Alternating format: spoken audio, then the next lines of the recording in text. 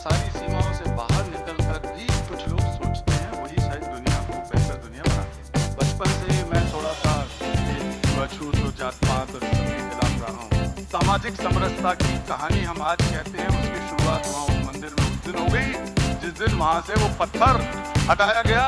और अब वहाँ कोई ऐसा पत्थर नहीं है, ना वहाँ कोई शूद्र है ना कोई विधर्मी है। हर बार जब हम किसी बच्चे को गुलामी से आज़ाद कराते हैं और वो माँ जिसने आशा छोड़ दी थी कि कभी वो दोबारा से अपने बेटे को गोद में बैठाएगी, जब ऐसे बेटे बेटियों को हम 2 साल 10 साल 5 साल बाद वापस उनके पास पहुंचाते हैं, उनके हवाले करते हैं, जो आंसू खुशी के उनके चेहरे से बहते हैं, माँ बच्चा चिपट के रोने लगता है अपनी माँ को पहचान के। मैं ये मानता हूँ, महसूस करता हूँ अपने दिल से कि अगर उन आंसुओं में ईश्वर मुस्कुराकर मुझे आशीर्वाद नहीं दे रहा तो इसे कहीं नहीं। सर, एक बहुत इम्पोर्टेंट कॉन्सेप्ट से शुरू करेंगे। यहाँ पे सब लोगों ने हमने IQ और EQ तो सुना है, लेकिन ये CQ कंपैशनेट क्वोशेंट जिसका आपने जिक्र किया, इसके बारे में थोड़ा हम सबको बताइए। कंपैशन को समझने या उसको नापने की बात कही। लगभग 100 साल पहले, 100 से भी ज़्यादा साल पहले पश्चिमी जगत में ये विचार किया कुछ विचारकों ने, मनोवैज्ञानिकों ने, कि अलग अलग लोगों में जो चीज़ों को समझने का, एनालिसिस करने का, डिसीजन लेने का स्तर है, क्षमता है, वो अलग अलग होती है। उस पर काफ़ी विचार विमर्श के बाद ये निकला कि एक इसको नापने का तरीका खोजा जाए, तो IQ यानी इंटेलिजेंस क्वोशेंट निकल के आया और वो बहुत प्रचलित हो गया। आज भी लोग IQ की बात करते हैं कि अमुक व्यक्ति की IQ बहुत ज़्यादा है, एल्बर्ट आइंस्टाइन की बहुत ज़्यादा थी या कुछ लोगों की बहुत कम है। बहुत ही व्यक्तिगत तरीके का मापने का तरीका है कि व्यक्ति की अंदर की नापो। वो अच्छी बात है, लेकिन उसके अंदर सबसे बड़ी खामी ये कि एक तो बहुत व्यक्तिवादी है वो, और दूसरा डिस्क्रिमिनेटरी। किसी को बता दो कि तुम्हारी IQ, घर में ही बता दो भाई बहन के बीच में, ये बहन की IQ ज़्यादा है तो भाई सोचेगा मैं पुरुष होते हुए भी मेरी IQ कम कैसे हो सकती है। पुरुषों के अंदर ये ऐसा ना कि ताकत भी उनके अंदर है, दिमाग भी ज़्यादा उनके अंदर है, तो IQ कम कैसे हो सकती है। तो वो कहते हैं कि IQ गलत नाप रहे हो, दोबारा नापो। और दोबारा भी नापने में कम बहन से दिखे तो घर में ही एक मन में एक अलगाव सा आ जाता है, चिड़न भी आ जाती है, ये खतरा बना रहता है। दूसरा है EQ। बाद में फिर अमेरिका में खासकर जो व्यापारिक जगत है, कॉरपोरेट वर्ल्ड है, उनको लगा कि बेहतर गवर्नेंस के लिए, कॉरपोरेट की बेहतर एडमिनिस्ट्रेशन के लिए, बेहतर मैनेजमेंट के लिए, ये जो नेता की, जो कॉरपोरेट लीडर है, कंपनी का CEO है, CMD है, उसको या दूसरे लोगों को कैसे बढ़िया टीम लीडर होना चाहिए, अपनी भावनाओं को, इमोशंस को कैसे रेगुलेट करना चाहिए, कैसे नियंत्रित करना चाहिए, कैसे उसको चैनलाइज करना चाहिए ताकि लोगों को खुश रख सके और एक अच्छा टीम लीडर बन सके। इसके पीछे का मकसद यही था कि जो इमोशनल क्वोशेंट है, EQ है, वो आपको ऐसा इंसान बनाए कि आप दूसरों के अच्छे लीडर बन सको या फिर ज़्यादा कमाई हो सके आपके कॉरपोरेशन में। ये चूंकि पाश्चात्य जगत से निकले तो वो सोच भी, उसके पीछे की फिलॉसफी भी वैसी रही। सारी दुनिया उनको मानती है उन चीज़ों को।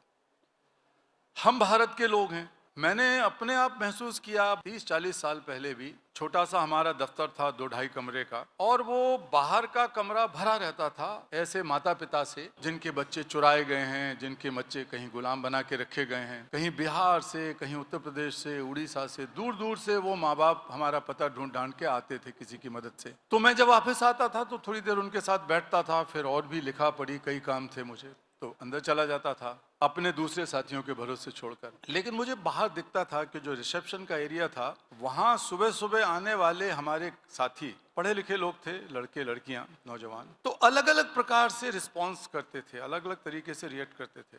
कोई आया, देर हो गई, जल्दी से उस पर दस्तखत किए, हाजिरी के रजिस्टर पर अंदर चले गए, देखा भी नहीं उन लोगों की तरफ। दो चार तो एक परिवार बैठा है, दुखी बैठा है, गांव से हैं, फटे हाल हैं। कुछ लोग आते थे तो देखते थे उनकी तरफ, थोड़ा सा सहानुभूति भी व्यक्त करते थे, अरे भाई कहाँ से आए हो, बैठो बैठो भाई साहब मिलेंगे, भाई साहब मतलब मैं। तीसरे कुछ ऐसे लोग थे जो आके रुक जाते थे और थोड़ी देर उनके साथ बैठ के बातचीत भी करते थे, और कुछ लोग और दुखी होके चले जाते थे अपने टेबल पे। तीसरे ऐसे थे जो कि आते थे, बैठते थे और तुरंत उनको लगता था कि ये बात कागज पे लिख लो जल्दी से, ताकि इसका कोई निराकरण हम लोग ढूंढ सकें, कैलाश सत्यार्थी जी और दूसरे लोग ढूंढ सकें। तो वो लिख के फिर मेरे पास लाते थे और उन लोगों को भी मिलवाते थे।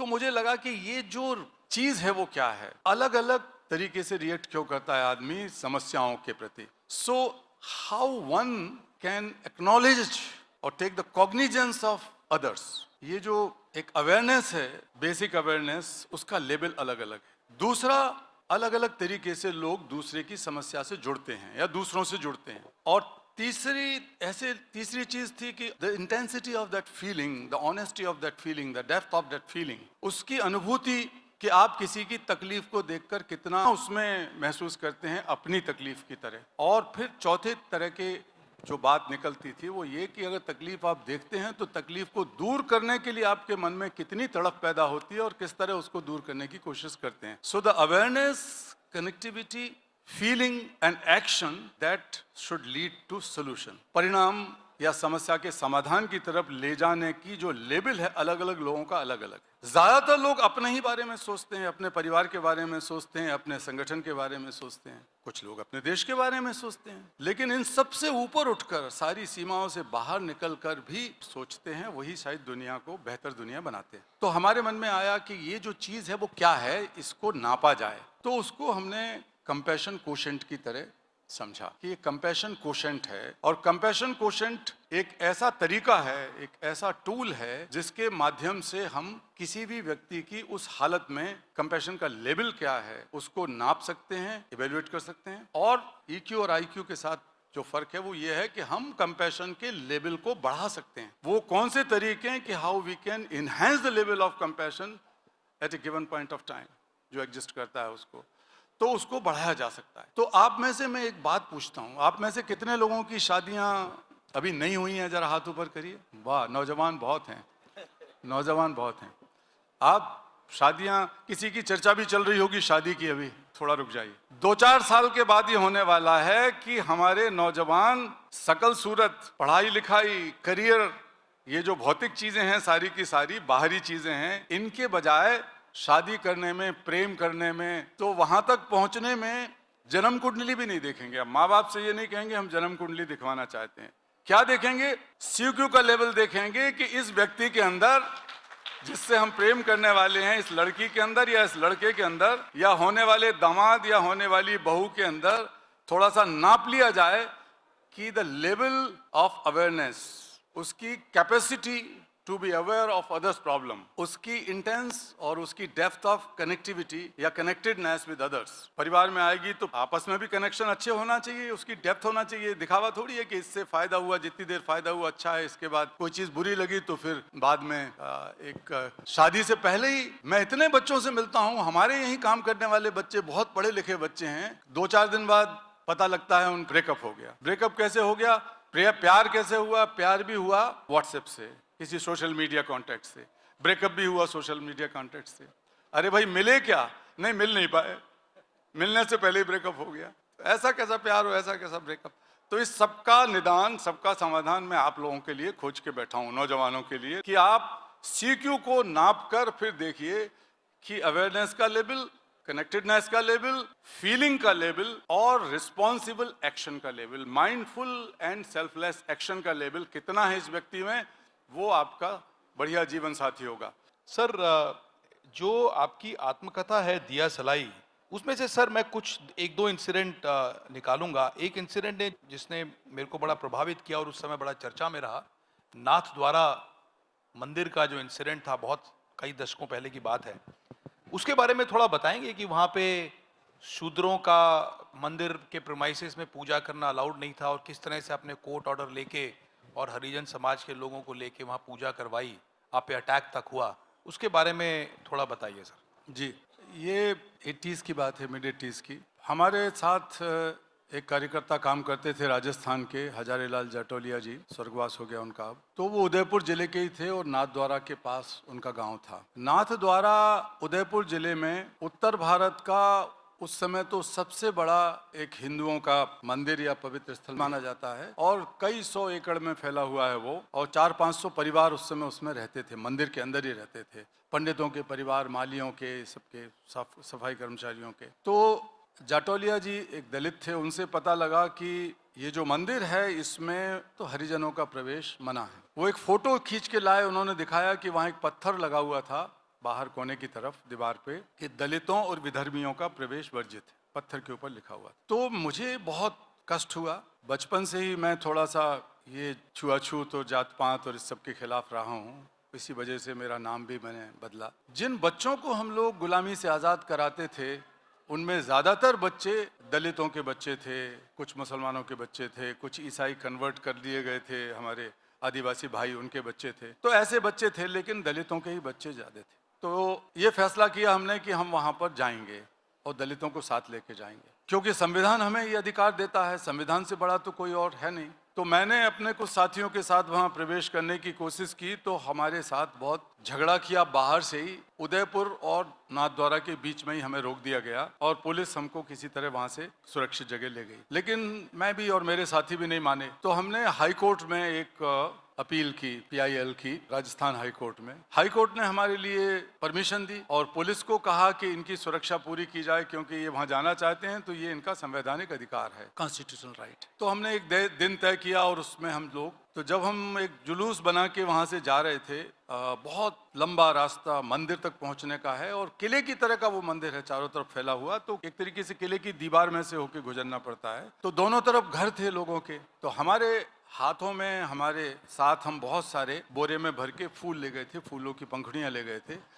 तो जो भी हमें दिखता था उधर हम फेंकते थे फूल, और वहाँ हमें लोग बहुत गंदी गालियाँ देते थे। चूंकि पुलिस साथ में थी तो पत्थर तो किसी ने नहीं मारा, लेकिन बहुत भद्दी गालियाँ देते रहे। लेकिन हम रघुपति राघव राजा राम पतित पावन सीता राम ये भजन गाते हुए आगे जा रहे। तो जब हम पहुँचे वहाँ तो कुछ दलित भाइयों के साथ मैं अंदर घुसा। दरवाजा बंद था, लेकिन अंदर से सांकल नहीं लगी थी, अंदर से ताला भी नहीं लगा था, बाहर से भी बंद नहीं था। तो आराम से घुस के हम उसके प्रांगण में चले गए। लेकिन जो ही हम घुसे, पूरे लोग तो घुस भी नहीं पाए थे कि अचानक उस मंदिर के नीचे के तलघर से 10-15 लोग एकदम पहलवान मुस्तंडे जैसे निकल के आए, और हम समझ ही नहीं पाए कि हमारे साथ क्या हुआ है। मैं तो समझ नहीं पाया, क्योंकि किसी ने कोई बहुत बड़ी चीज मेरे सिर पे मारने की कोशिश की, जो मेरे कंधे पे लगी, तो मैं नीचे गिर गया।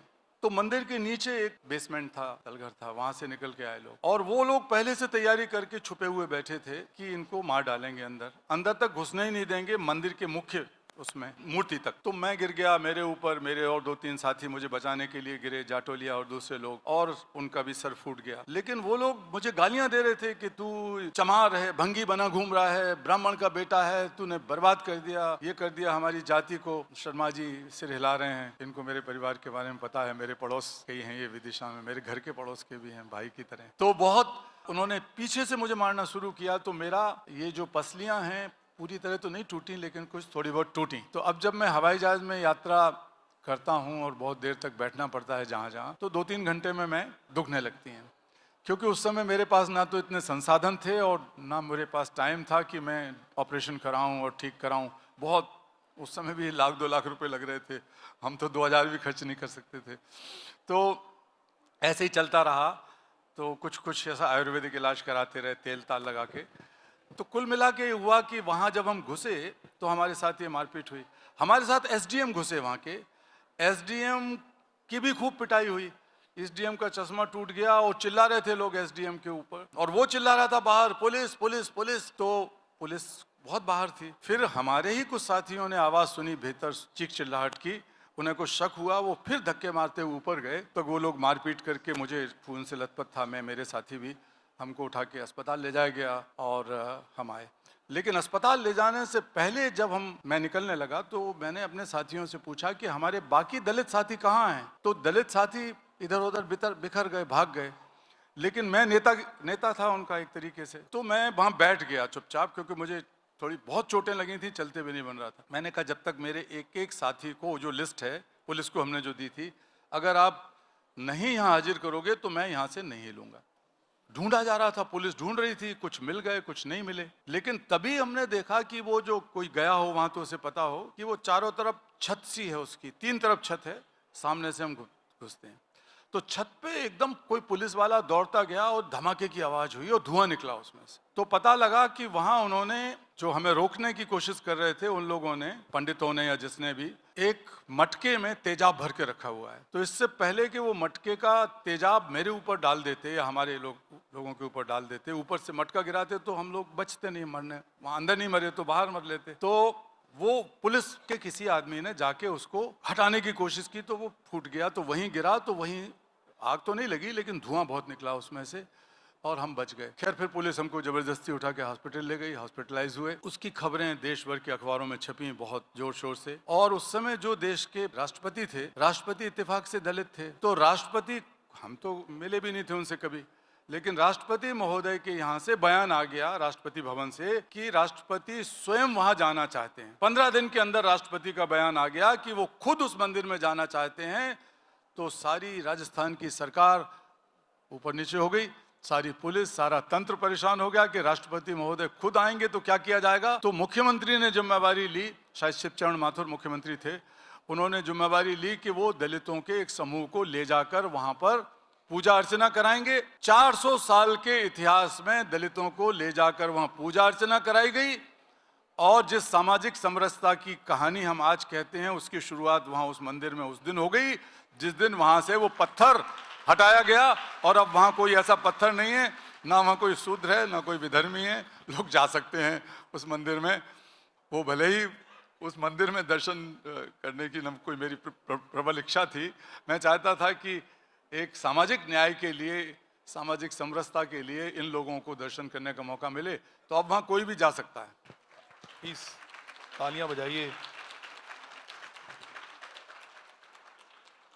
सर, एक और कहानी है जिसने मेरे को बड़ा प्रभावित किया और वो है एक बच्चे की कहानी जिसके परिवार ने अंधविश्वास की बात मानते हुए ये फैसला किया कि इसको हम देवी को बलिदान कर देंगे, और वो बच्चा भाग निकला और आपने उसको अपने आश्रम में लेकर आए और उसके जीवन में बहुत उतार चढ़ाव हुए, वो डर जाता था। तो उस कहानी के बारे में सर बताइए, ये जो कुरीतियां हैं हमारे समाज की, ये किस तरह से छोटे बच्चे को प्रभावित करती हैं। दुर्भाग्य यह है कि एक तरफ तो हमारा देश, हम गर्व कर रहे हैं और करना भी चाहिए कि विज्ञान टेक्नोलॉजी में हम बहुत तेजी से आगे बढ़ रहे हैं।